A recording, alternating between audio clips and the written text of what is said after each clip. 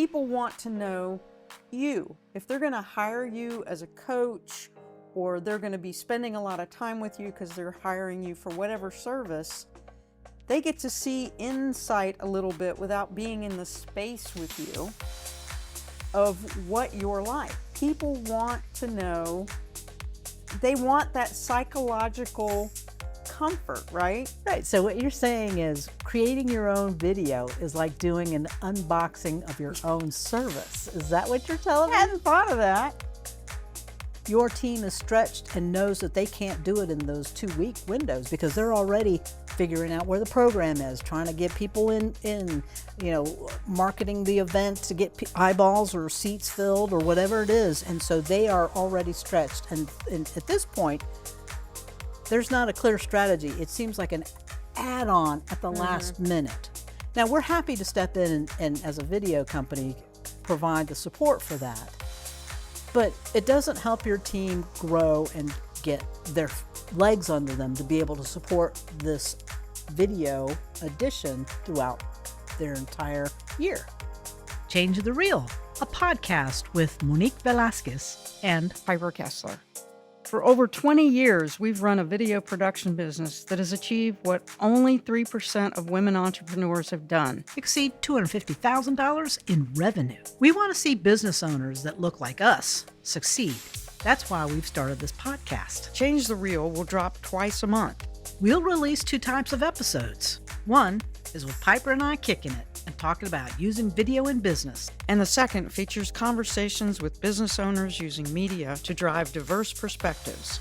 This is Change the Reel. Representation starts here.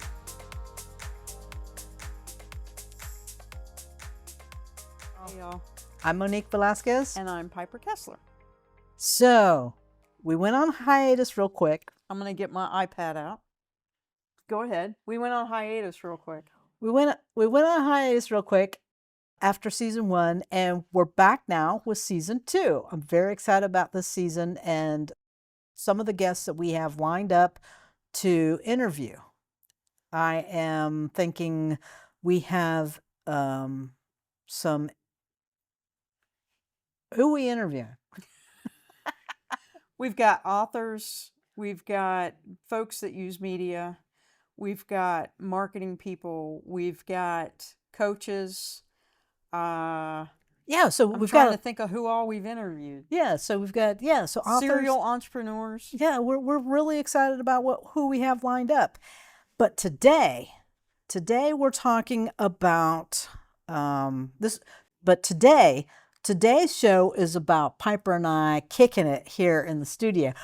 Our studio looks different. It's going to look different until we nail down this look. True that. Don't do that. Don't make that face. Don't make that face. Today we're going to talk about scaling video production for small teams and growing brands. Let's get started. I love the idea of giving people new things to think about when it comes to video in their business. I know that going live and talking about your brand is a very unutilized tool. It's something that is so complex sometimes that you might not want to do it in a DIY situation. That is something that we help with, and we want to, make sure that if you are going DIY in a live situation, that it's part of the message. Right. You don't want marketing to come back to you later and go, well, that's not really the message we want out there. Something like that. We're not really going to talk specifically about doing live and how complex it is today. Today, we're going to talk about scaling video production for small teams and growing brands. And we're not just going to talk about creating video content. We're going to actually have some numbers for you. And we're going to start with some compelling stats about using live streaming video for businesses. Influencer Marketing Hub 2025. On average, small businesses make 15 videos per year. Medium businesses make 84 videos. Large businesses make 118 videos per year. So that means small businesses make about 1 video every 24 days or month. Medium businesses make videos or drop videos every 4 days. And larger businesses make videos every 3 days.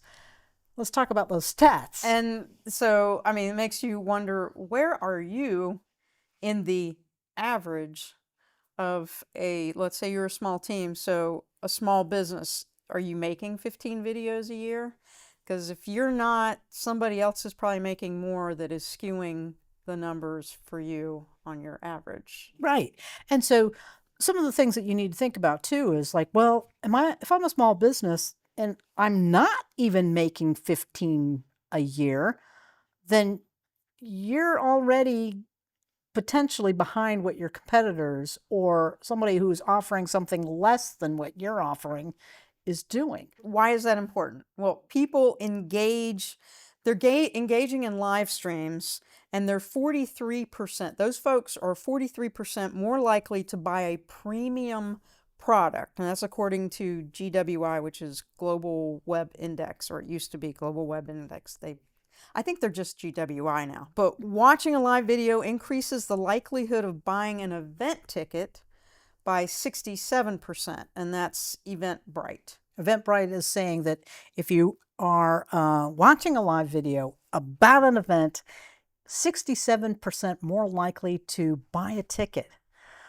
And let's say that you're a gala or you have a membership and you're trying to get folks into that, then this is That's a ticketed event. That's a ticketed event. Then this is where you're going to get those live video stats to help with you in your business and what it is that you're promoting, specifically if you have a premium product. And only 36% of marketers use live streaming and influencer content as part of their strategy, indicating that live video remains an underutilized marketing tool. So you could, and that's by Hyper Factory, which is a market agency. So that means you could get ahead of your competitor or other people in your market by using live streaming. Shopping events generated 25 billion in sales in 2023. Live streaming shopping events.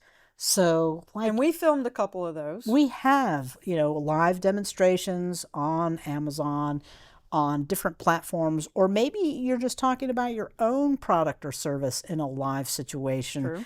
So that is a way to capitalize on getting people to purchase. Now, none of this talks about growing your team if you're a small team. We would just want to emphasize that at this point, you should be thinking, I am a small team, I'm a small business, and I should have, at the minimum, the average number of videos out there. Do I? That's for you to decide. And if you're a medium-sized business, we're looking at 84 videos or dropping one every 4 days. Is that what your marketing team is doing? Do you have that? Can they? Do they have the capability of doing that? Do they have the capability of doing that? So those are some of the things just to keep up with the Joneses, just to keep up with the average of what video content you should be out there. Let's talk about video marketing strategies. Like sometimes it's not just about the marketing strategy itself. It's about like having this idea that you're going to use video for your business to do certain things, to hit certain milestones. Marketing has come of age using video. When I started my career, it was expensive to buy airtime, to buy a commercial, to show on TV or on radio, right? But now video channels are everywhere. You can go on YouTube, you got Vimeo, you can buy LinkedIn, Twitch. You've got there's a Discord, there's Reddit, lots of places to find your audience. Lots of places to find. And social media is still like the Wild West for a lot of small businesses. And there's no real formalized plan or schedule, right? Yeah. So this is where a marketing plan. So you have lots of things happening in your marketing, right? You got social media, you got your website, you got your Google, you got your, wherever your audience is, if it's on TikTok or Instagram or Twitch, you've got to know where they are and what they're doing. And you have to have a plan that is something that is timely, right? You can time it out and have a plan for how many you're going to drop. And if you're looking at dropping one once a month, if you're a small team, or every 4 days because you're a medium-sized team, then you've got to have a plan in place to get that content out in that frequency, right? And this goes hand in hand with everybody is saying, and they all agree, consistency is super important. If you pop in and you have a video, but you're not consistently out there, someone else is, and you are going to be forgotten about. And they are not. Just like being in front of a person at an event, maybe in the past you were constantly going to these meetings and, hey, I do this, hey, I do this. And the one day comes up where they need that service, product, and there happens to be somebody else in the room who does that. And they're like, well, yeah, I haven't seen Bob, but you know what? Sarah's here. And Sarah said she does it, so she's here. Consistency becomes important. Search engines love consistency. They're going to point to you. They're like, hey, this is a place that does constant content. They are consistent. The messaging is the same. And it matches what you as a searching for on me, Google. This they didn't even talk about this for 30 days. Maybe this would be a good match to make for you versus you've only been talking about it once or twice a year. Maybe not such a good match. So consistency is a way to build trust, get your brand out there and get identity.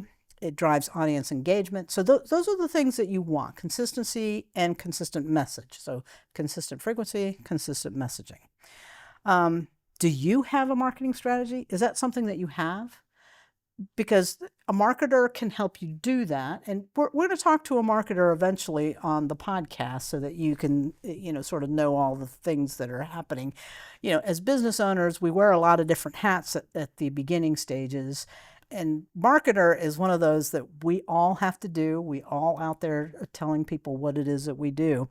And video is a way to do that 24/7, which I love to say. In the middle of the night, your video's out there selling your product, your service to people who are looking for what you do.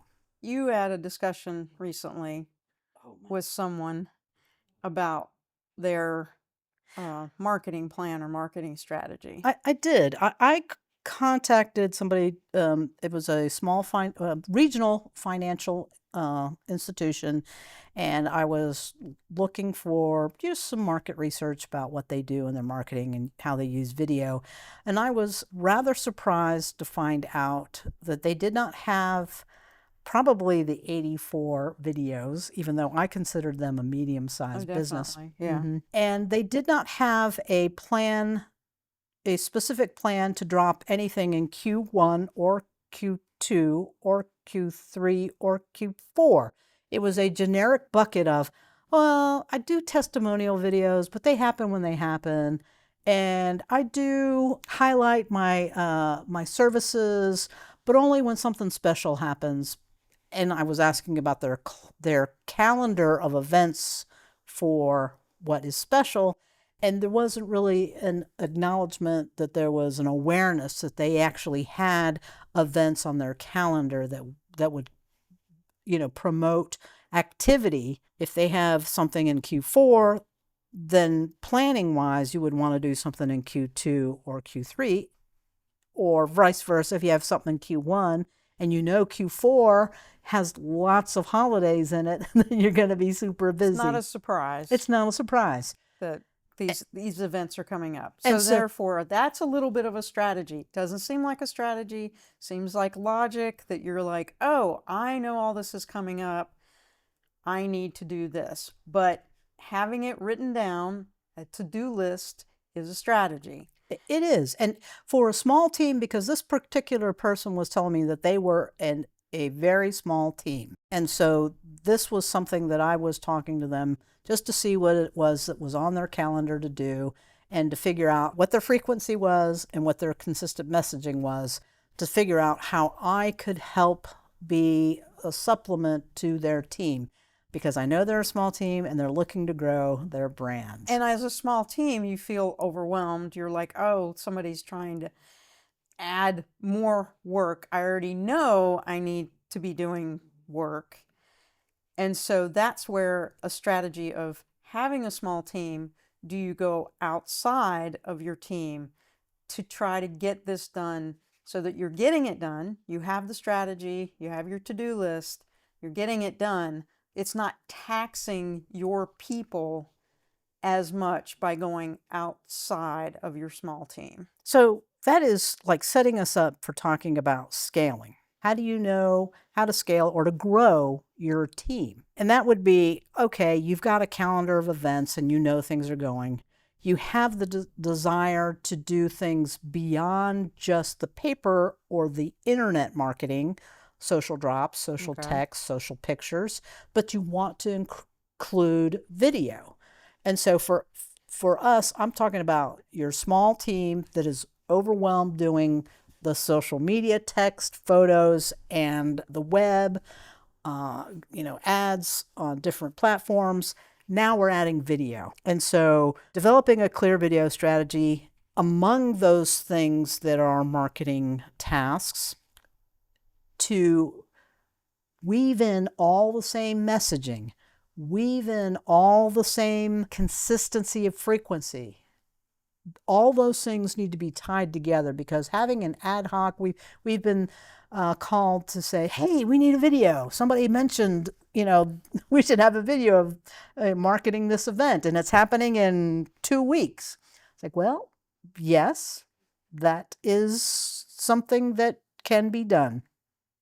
Your team is stretched and knows that they can't do it in those 2-week windows because they're already figuring out where the program is, trying to get people in, marketing the event to get eyeballs or seats filled or whatever it is. And so they are already stretched. And at this point, there's not a clear strategy. It seems like an add-on at the last minute.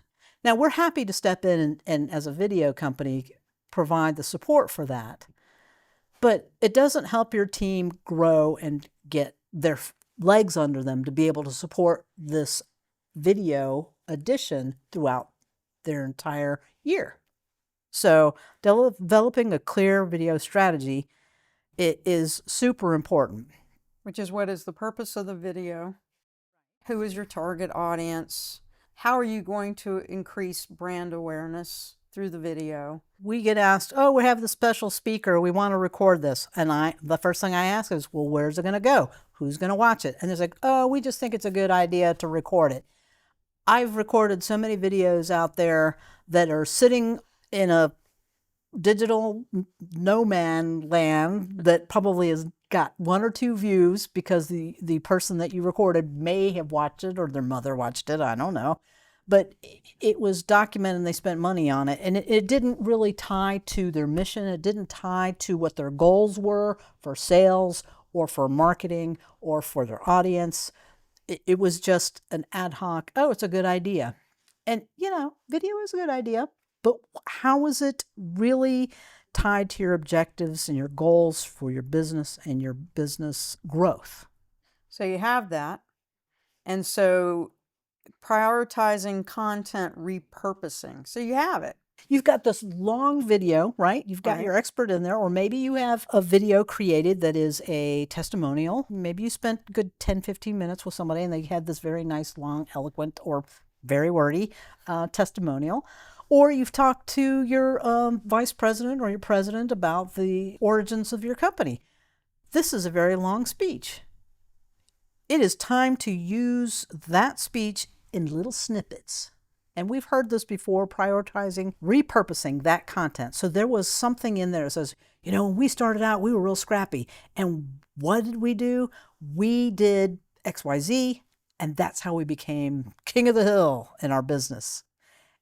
And that is a small bit of content from the longer speech. Right. And that's all we're saying, that it should be part of the plan to use bits of longer content for social media. And you can take advantage of AI now and have that transcribed and go, oh, I don't have to watch the whole video. and I did a search for these words, it came up, let me watch it. You know what? We could use this snippet for whatever event is coming up or a small thing that you need for branding. Or you don't have something to put out on social media that week, and this may as well be the clip that you use this week. A historical clip. That's right. The next thing you need to think about when you're growing the team and your video, having that AI helps, right? Repurposing longer format content is building a video production workflow. Who on your team is going to perform what task? You should have defined roles in the phases of planning, scripting. We're going to call it storyboarding, but really it's imagining or imaging what it's going to include in the video. Producing, meaning hit record, and editing. And finally, where it's going to be published. Like all those things have a workflow.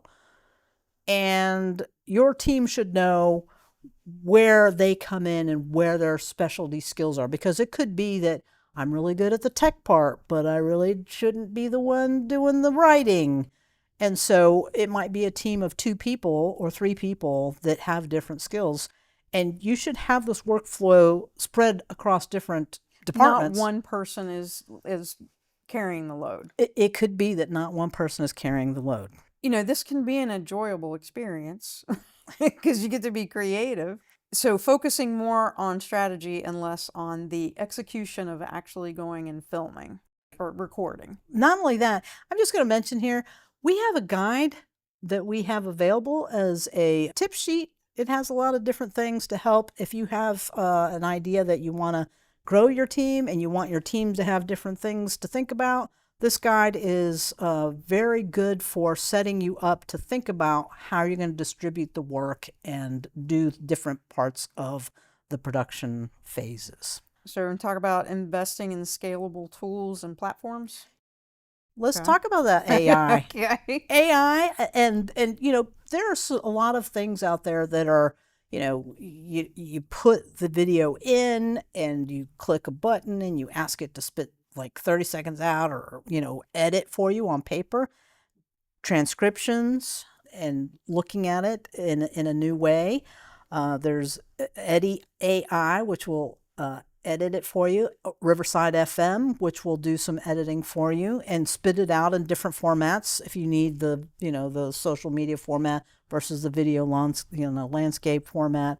And there are lots of things out there, and you just need to know what's available to you, and it changes, and it's changing daily. Seems like daily. These are resources out there that can help your team do a better job of scaling and growing the video component of your marketing. And then you can outsource video production, and that helps you scale fast. It does. There isn't this learning curve. You're not going to learn about the AI, what it does. You're not going to learn what the prompts are. You're going to outsource it to somebody who already knows the prompts or already has that technical skill. For us, people come to us because we have the technical skill how to do live streaming in a virtual with a guest coming back and forth and having the audio be normal and not crazy echoey, which is usually what happens when people that are not tech skilled try to do a hybrid live event.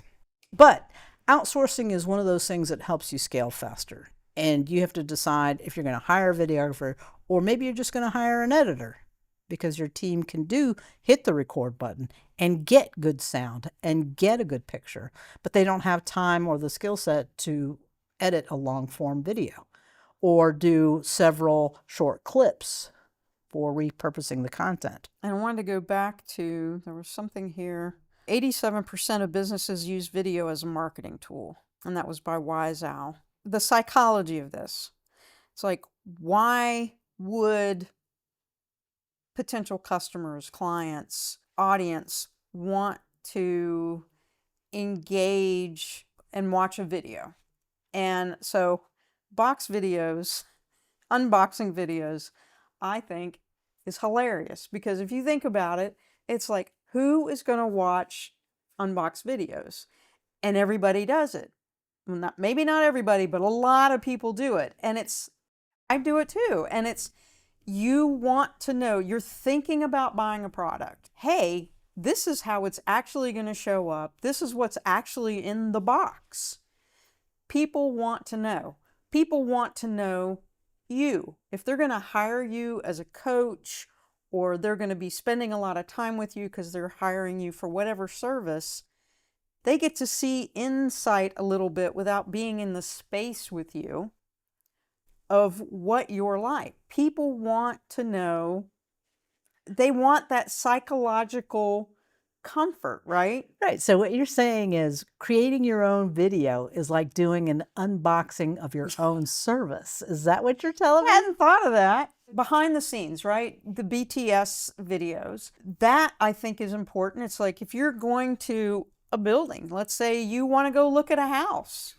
You're going to look at Zillow and see what the photographs are. And do I even want to waste my time going to look at this house? And if there's a video or a car, everybody does this as a consumer now. It's a short way to look. You are a brand. You are your product. The people are your product. If they can get to know you, get to know your product, get to know your service, and do it through a video. No purchase required. No purchase required. Nobody's going to hassle them. They get to go and watch it. How is that not a good thing? Yes, you're putting yourself out there, but you have to, if you're in business, you got to put yourself out there. Absolutely. So that's my little, that's your 2 cents my there? little unboxing thing. I just wanted to kind of go back to, because of the psychology of why these statistics are there. People want to trust you. Know you, see the consistency. People buy a lot based on emotion. They do. And so getting to know somebody, you figure out whether you like them. If they're a coach, you're figuring out, oh, they're a consultant. Oh, I like the way they phrase things. I like the way they explain things. Those are the types of things that get people that are audiences like y'all to understand, know, like, and trust. You know, we've got this little path that we're trying to create by doing these videos. And as business owners, that is what we need to convert or to talk to our audiences that need our services, that need our product, that we have a solution for their problem and that they don't know about it until they get to know you or they talk to you directly or they run into your video. And just like meeting people in person, you may not need a specific service, but if you're a connector, and a lot of people, love, as humans, it's like, hey, I can connect these two people together. There is this service and I can connect someone else. I don't need it, but hey, this would really work for somebody else. People like being informative too. It's like, I can help this person. I can inform them of something that they don't know about. Like, so I do this all the time with my tech inside my car. I'm like, well, how do I do this? Let me go find a video and I do it. Or maybe I have a friend who said, like, I was doing this the other day in my radio, blah, blah, blah. And I was like, okay, let me go find out. And then I find out about their tech and I say, hey, you were still having that problem? Let me help you. This video said, try this, this, and this. And they're like, oh, that was awesome. And they didn't have to go and pay for somebody to go deal with that problem for them. So that is one thing that is nice, that YouTube University is out there and does some amazing things. There was something else and I do not remember. Oh, so when you have the video, like you said, that video exists and you're not awake to have to explain something to someone, or they can visit you while you're asleep. Yeah, I don't have to wait till the office is open to find the technician to tell me how to do that tech stuff. I just found the video online and whenever at my convenience. What did we go through? We went through, so scaling your team. Like, do you need to have a bigger team? Do you need to go outside of your team?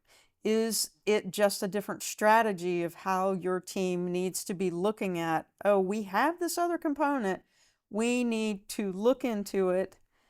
Are we making our 15 videos or our 84 videos or our 118 videos? Are you doing the average work? And so that becomes, instantly your marketing department is probably not happy with you because you just decided those once a month videos or those once every quarter videos, we're going to up that so that we can meet the market average. Because we want to be seen on the search engines, and we want to be consistent, and we want to be out there, and we want eyeballs. Yeah, consistency. And it's going to look like organic traffic, because now the search engines like you. And then people are just finding you, magically finding you. Aren't you lucky? So growing a small team comes down to lots of things. Planning, having that precise plan and a very defined plan of what you're going to do over the year, how you're going to incorporate video, what your team roles are for getting that video out, having a workflow, that's called a workflow, right? Prioritizing, once you have long form content, prioritizing getting smaller snippets to help with those drops in a more frequent way. Being consistent to your mission and your message for your business. Investing in scalable tools, and it could be AI, it could be edit software, it could just be in learning new things. And you have to decide whether you're going to outsource some of the video stuff so that you can go faster. These are all just ideas on how to grow a small team.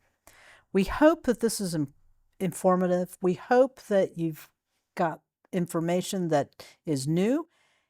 We have a tip guide if you want to find out what we have in our guide for creating videos. So you can look in the comments or the notes section. And, we don't want to overwhelm you. We know as business owners, you're already overwhelmed because you're wearing lots of hats. You're having to balance a lot of things. And so we should probably get around to wrapping this video up.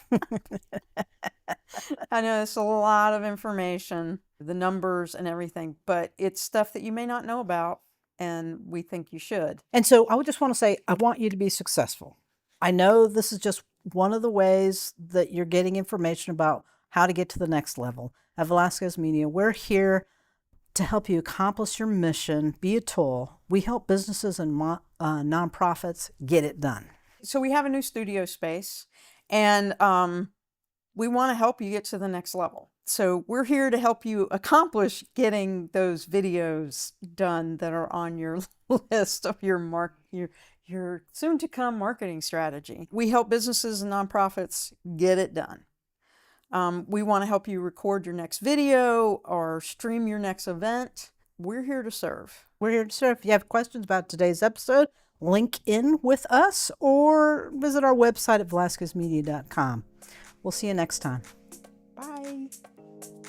Thank you so much for listening to this episode of Change the Reel. If you like the episode, subscribe. Share it or leave a comment. And remember, representation starts here. Hasta pronto. See you soon.